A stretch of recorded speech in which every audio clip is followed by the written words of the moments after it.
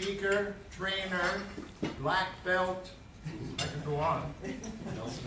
She's a trainer in the technique on how to live a happier, richer, and more fulfilling life. Let's welcome Joan Posivy.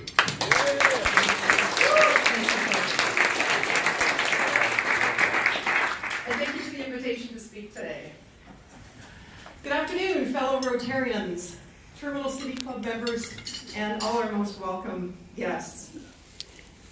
Some of you, no, you know what, all of you, to some degree, have had some incredible successes over your life. And I've been fortunate to hear some of your stories.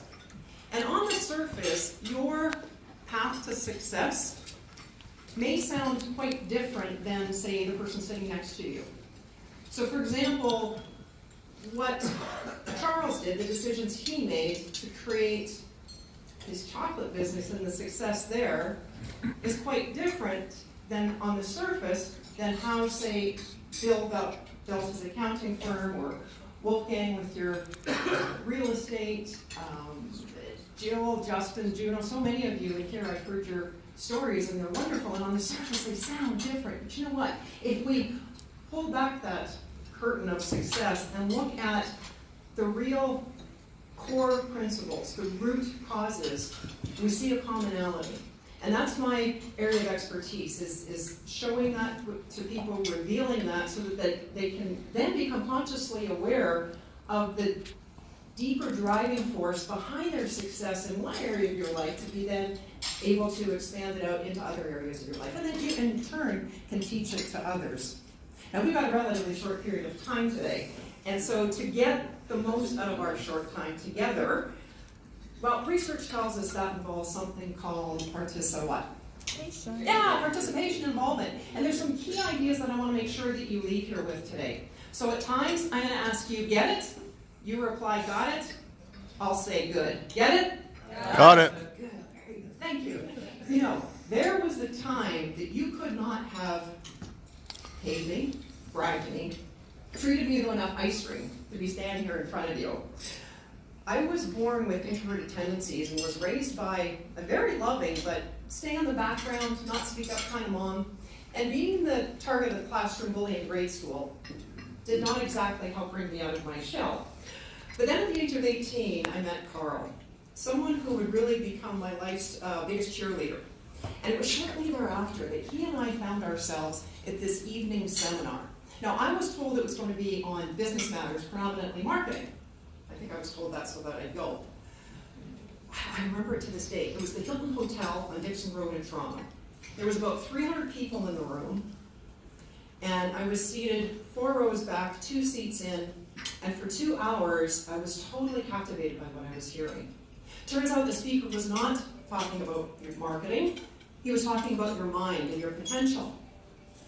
And he said, regardless of what's happened to you in your past, regardless of what you think your limitations are, the truth is you could have, do, or be anything you want with your life.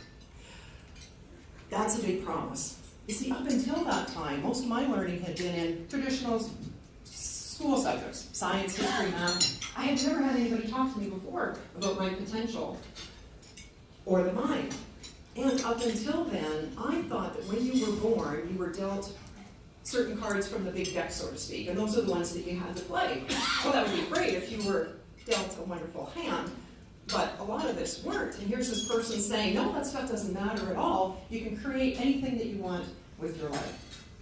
So we took a break. So now we're out in the hallway, and I'm pacing back and forth, clearly in mental turmoil. Meanwhile, Carl's off to the side, just kind of watching me going back and forth. He knows what's going on in my mind. We had just been offered, all 300 of us, the opportunity to sign up for an 8-session program at a cost of $350. That was a huge sum of money for me back then, particularly at 18 years of age.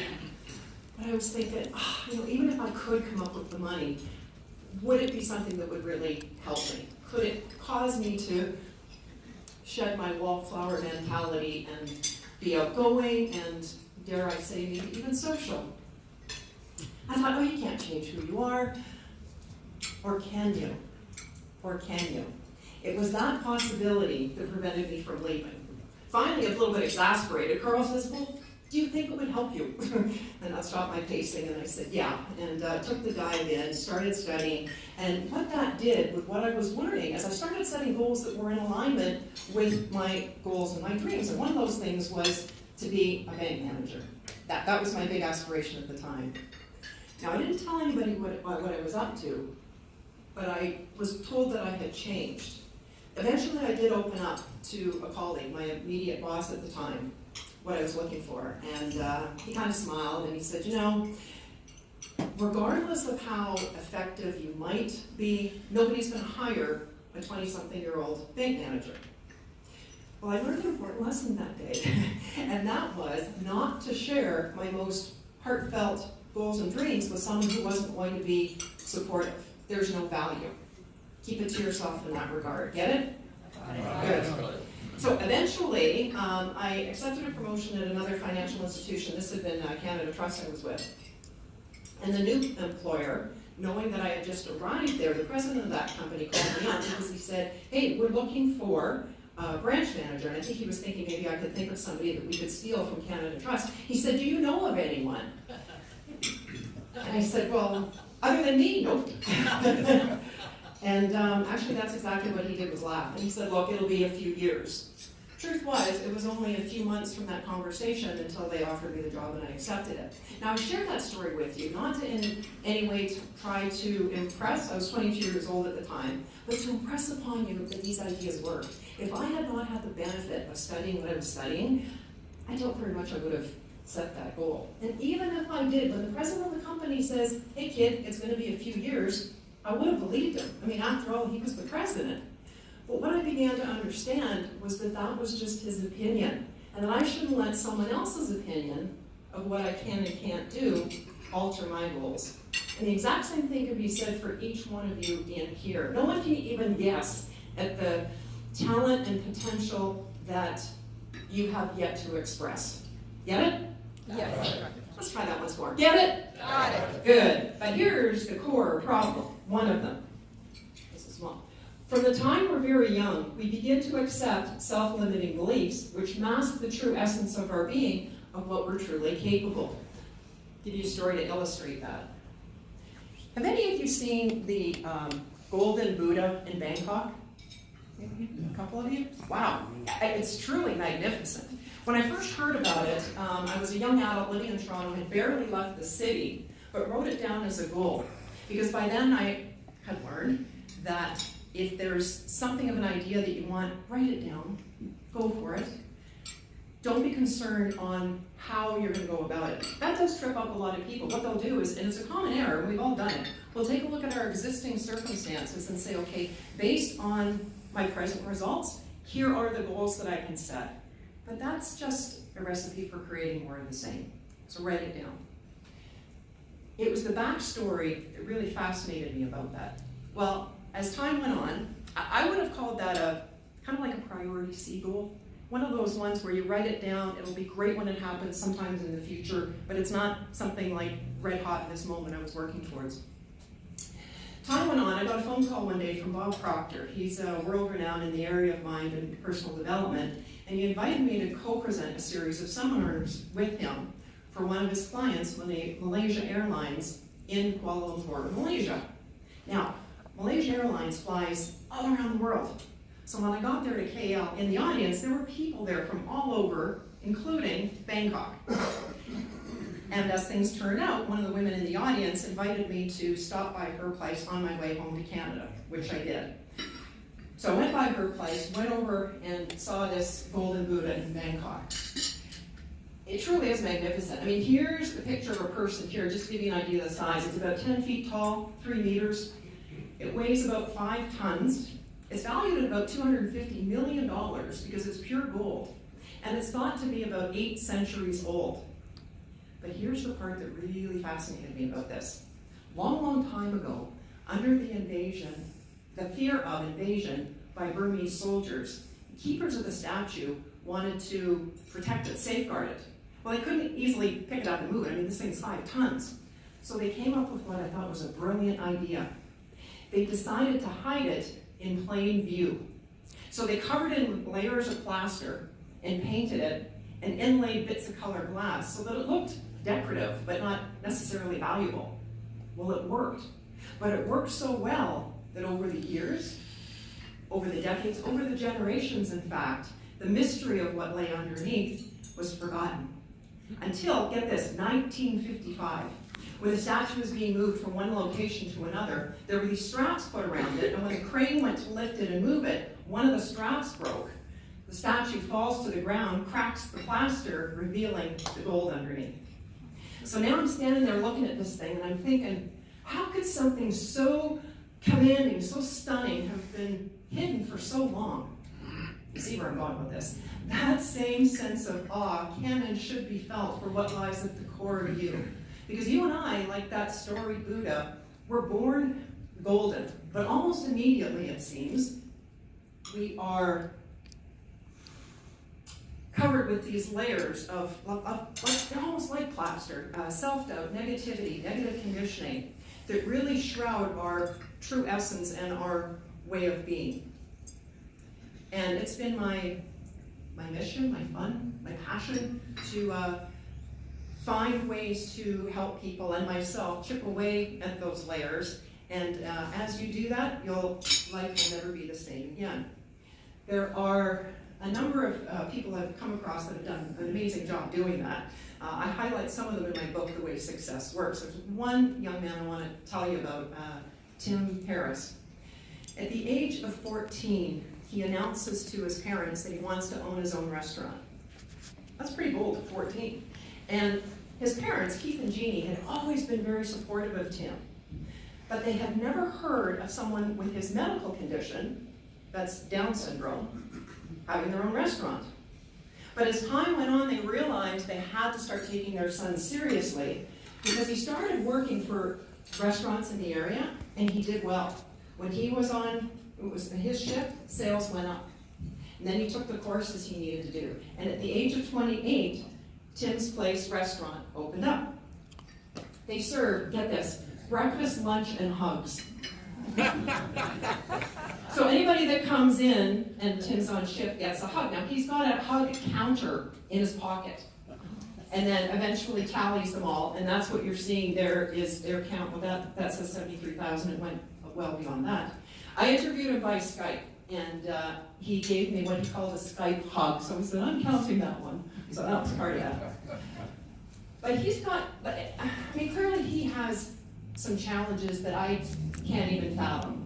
But at the same time, man, he's got some qualities that we need to emulate. I said, only half jokingly to his father, I said, you guys need to be writing a book, Lessons from Tim. He says, actually, we are.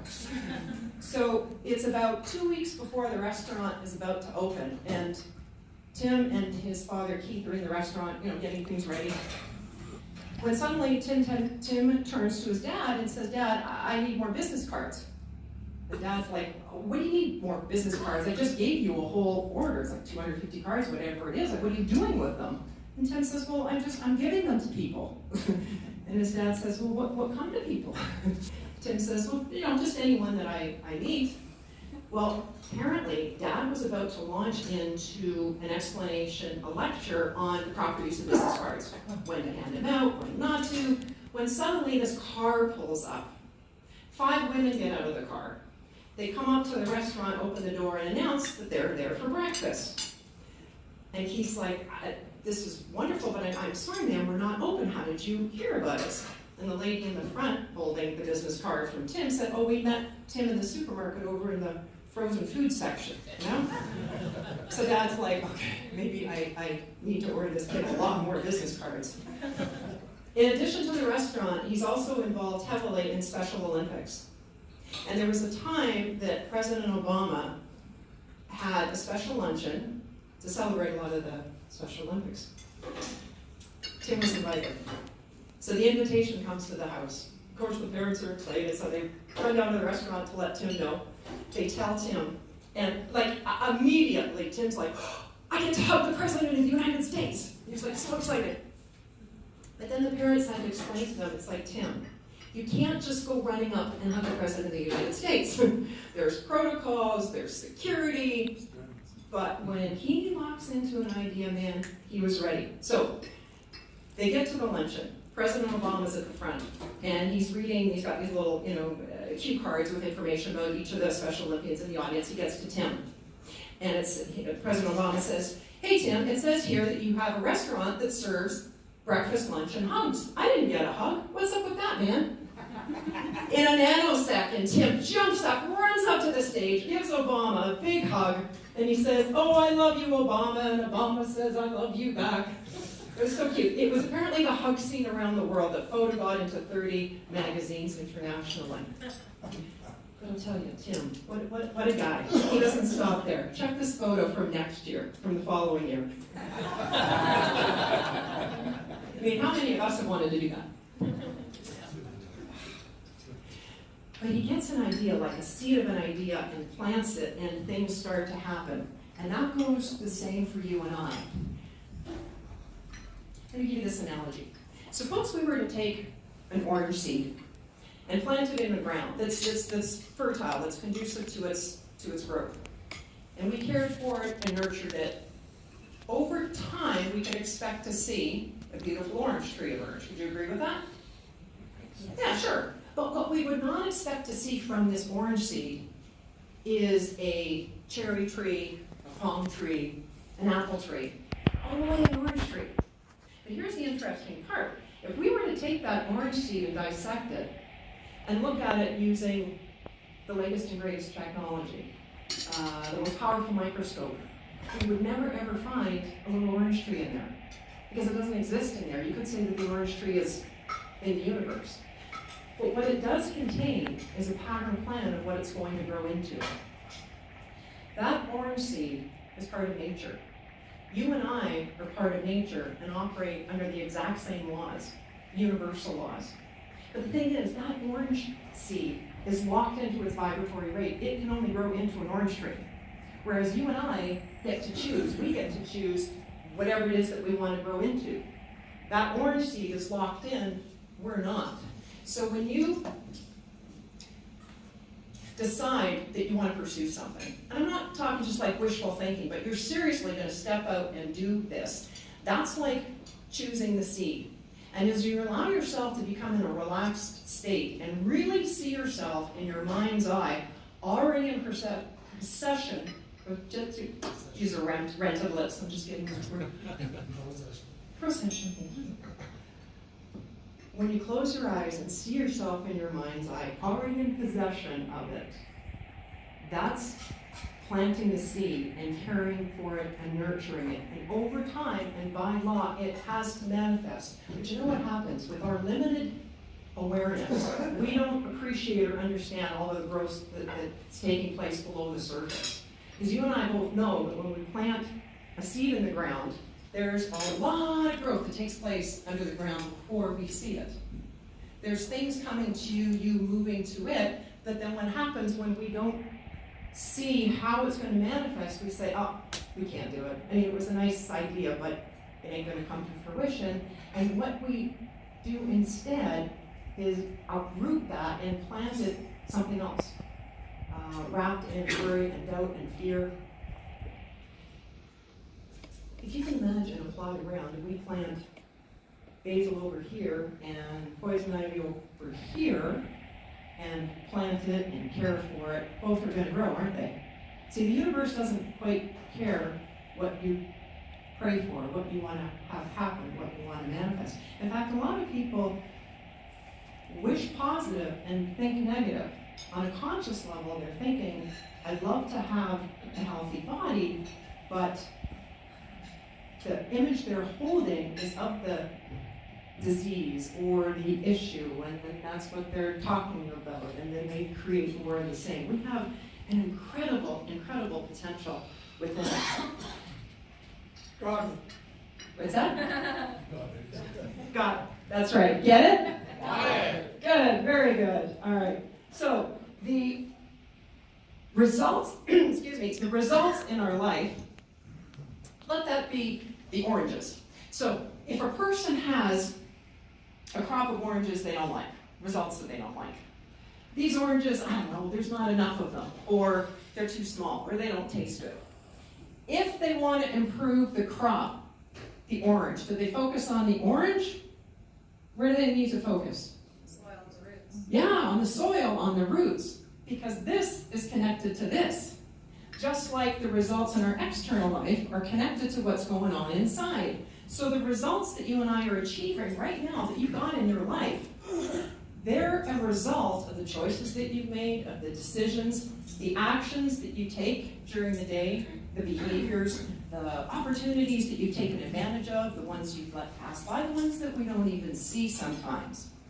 Those behaviors are being driven by your feelings.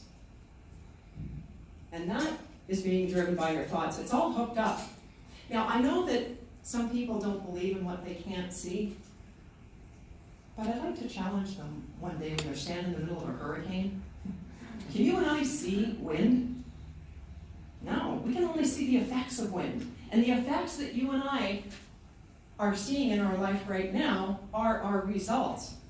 And if we want to change something on the outside, we've got to put it on the inside. So for example, your thoughts and feelings, are they internal to you or external?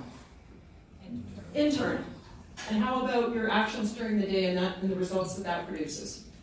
External. So I often say your external results are nothing but a mirror image of your internal reality. If we want to change something permanently and dramatically, we've got to focus on the root cause instead of just focusing on trying to change the result. Quick example from my background. So I mentioned that I was born with real introverted tendencies. So on a conscious level, that's the thoughts. I could think of how wonderful it would have been to be able to go out to like a networking event and meet people and, oh gosh, the experiences I could have and the stories I'd hear and the opportunities that might unfold. But my butt stayed put. I didn't do that. Why? Because on a deeper level in the feelings, there were ideas that were not conducive to that. The self-talk was more like, there's a pretty good chance I'm going to get rejected and I don't really have anything to offer them anyway. And so therefore, that created an action, or in my case, non-action, that created the result that I wanted to get. So if I wanted to improve the result, I had to do things differently, but in order for that to happen, I had to change the driving force. It's a subconscious conditioning that controls your behavior. So if I needed to change that, I had to go back to the source. Does that make sense? Yes. Yeah, so don't waste your time on the external. Go internal. Where am I here? Yes. Another person I think that believed in the unseen is this guy, Stephen Jobs. He says you can't connect the dots looking forward, you can only connect them looking backward. You have to trust that the dots will somehow connect in your future.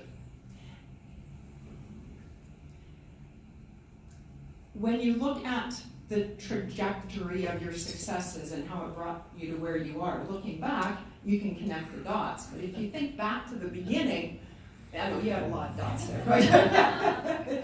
But looking in the back, you couldn't have planned it all. But you don't need to. Again, let's not make the mistake of taking a look at our present results and letting that dictate our thinking. That's merely a reflection of our thinking and choices up until now. If there's an area of our life that we want to improve our results, we're absolutely capable of it. We just need to acknowledge our present results, set it aside, and then say, okay, what is it that I really want to create? And that's the mental state that you have to hold, not focusing on external. One other quick analogy. Who can tell me, in a very simplistic way, how one of these works? It's a remote control for a car. Press the button. Yeah, press the button, and how does it magically open the car? Anyone? Scientific one? It's a signal. Yeah. So it sends a signal, yeah, through radio waves. So there's a transmitter in here, and when you hit that button through radio waves, there's a receiver, exactly, in your car, and it opens the door, pops the trunk. We don't even give it a second thought. Was that? Hopefully you just didn't do that now. That's right. I was pretty careful not to touch it. It was very, very strong.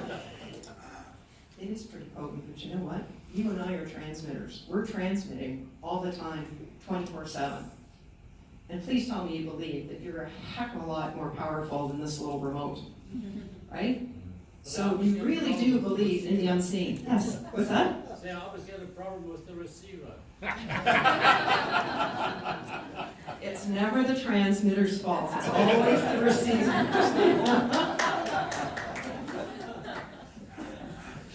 No, truth be told though, we all know people like that, they're their own worst enemy. They're in this negative state, that's all they talk about, that's all they focus on, and it's creating more of the same. If I go back to there, yeah. If we continue, let's say, God forbid, you have a negative result in your area somewhere, your happiness, health, wealth. On a conscious level, if we continue to look at our existing results in that regard, that's further cements those thoughts and feelings, behaviors, and it's sort of a never-ending cycle. Again, acknowledge our present results, but let's set that aside and say, okay, what is it that I really want to create in this lifetime? I think we've got a little bit of time for questions. What do you think?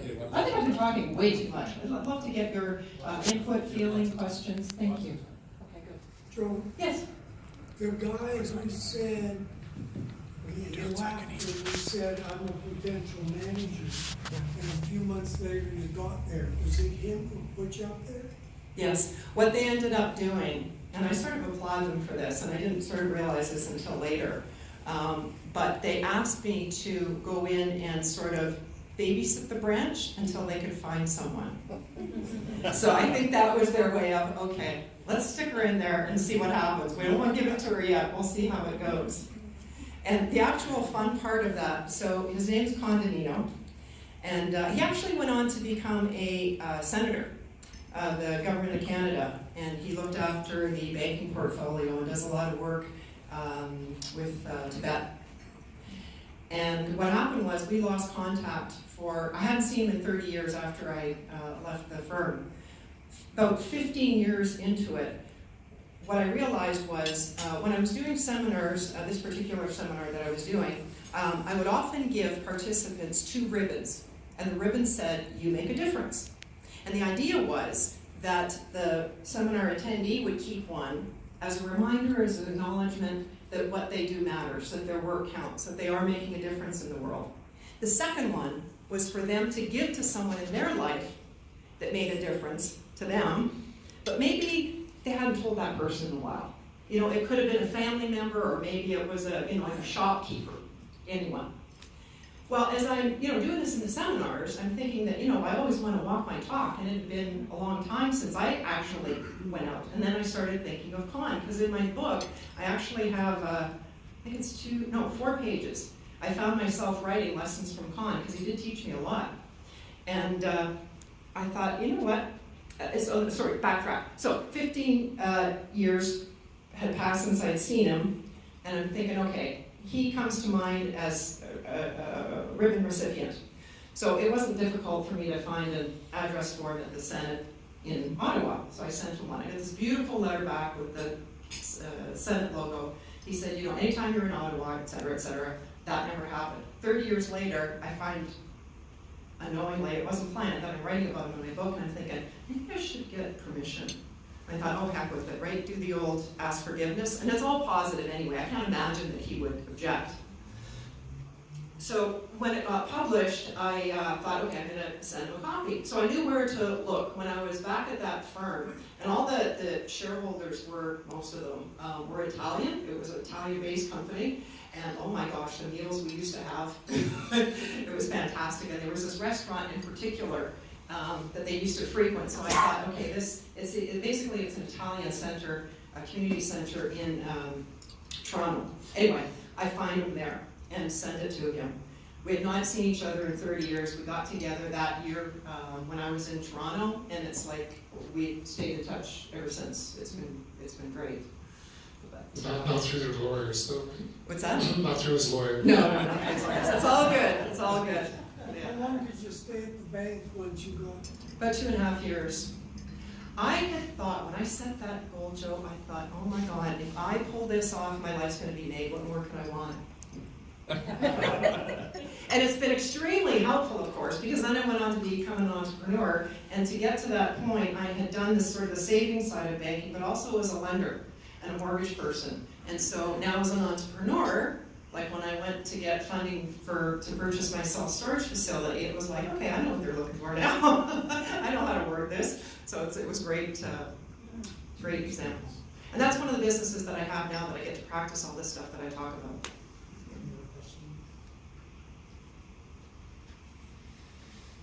Do you have an extra million? An extra what? A million. Million. We'll talk. Hey, thank you so much, Joan. This was very inspiring, and I completely agree with everything that you said. This is amazing.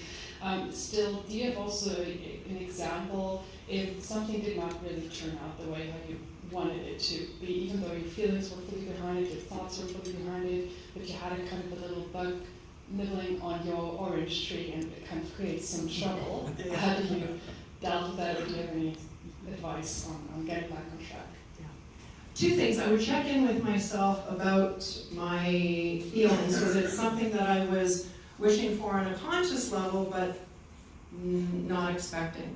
Secondly, and this happened very recently, is I purchased a place out in English Bay in middle of June.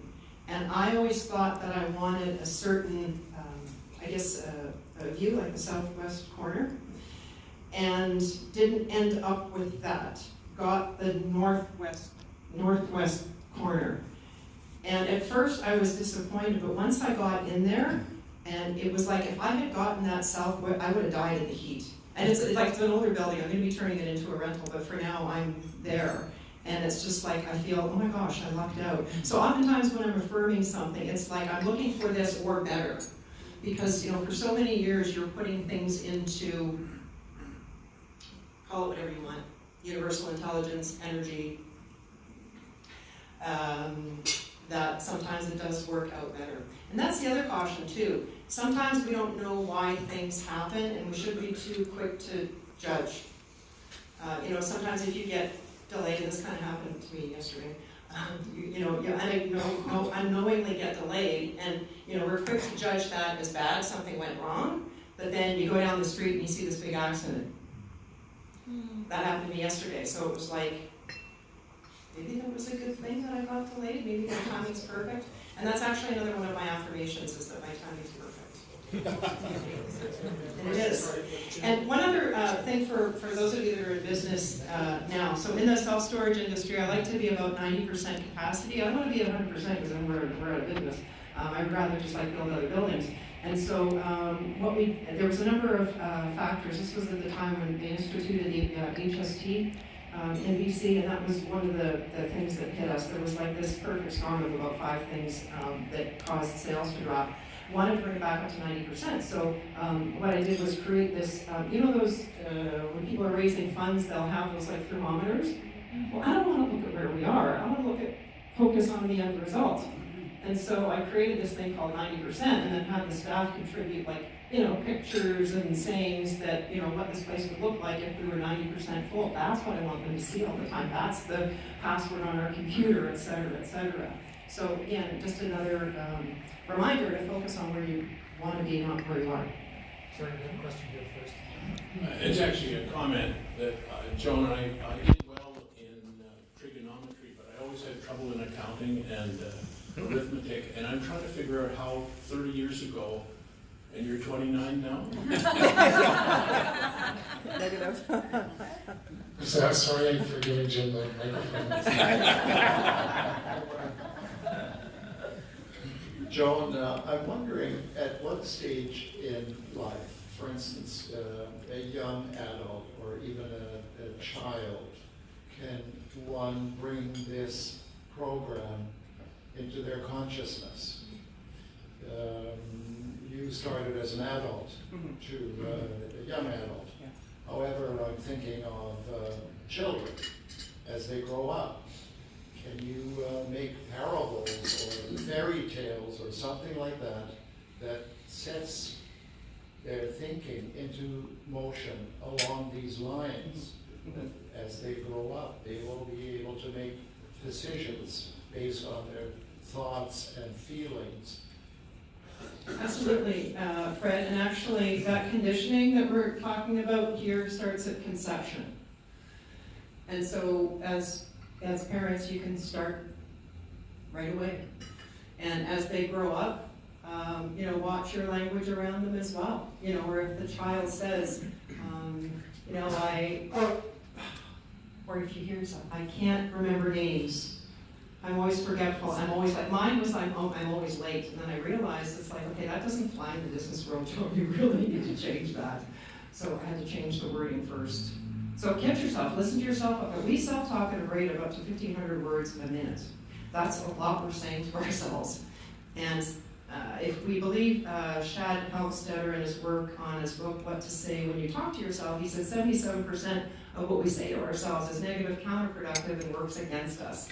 We want to take conscious control over that so that at least the majority of what we're saying to ourselves is positive and productive and working for us. Like, for example, you'll never hear me say to someone, don't forget the meeting, or don't forget to pick this up. See, the mind can't focus on the reverse of an idea. That's like me saying to you, don't think of a dog chasing a cat. Like, what's the image that you hold, right? You're thinking pictures. So instead of saying don't forget, I'll always say, please remember. Please remember the meeting that your youth committee meeting, whatever. Please remember to pick this up. It's just simple things like that, but I'm telling you, it makes a difference. So along that, what other daily practices do you have? I don't like my voice. What other daily practices do you have that help you put your thoughts, keep them in perspective, and keep them positive?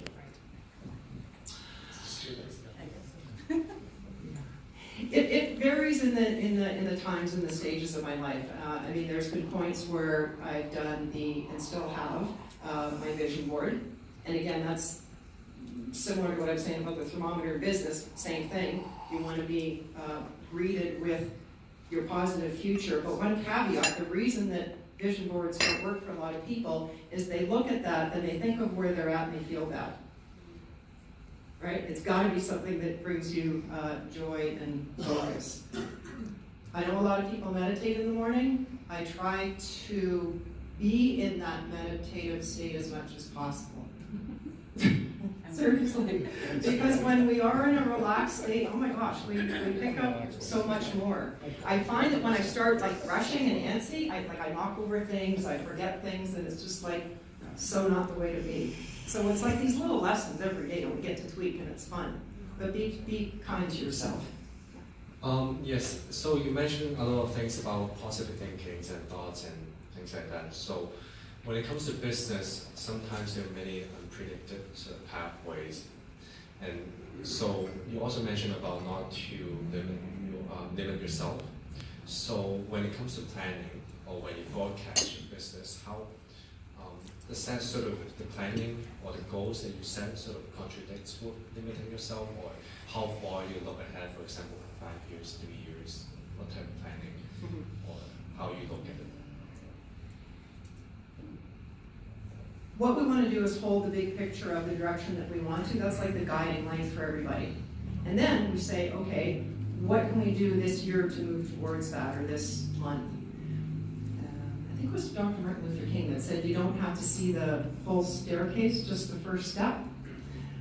It's that type of thing. So have the big picture, and then it's like, okay, what can we do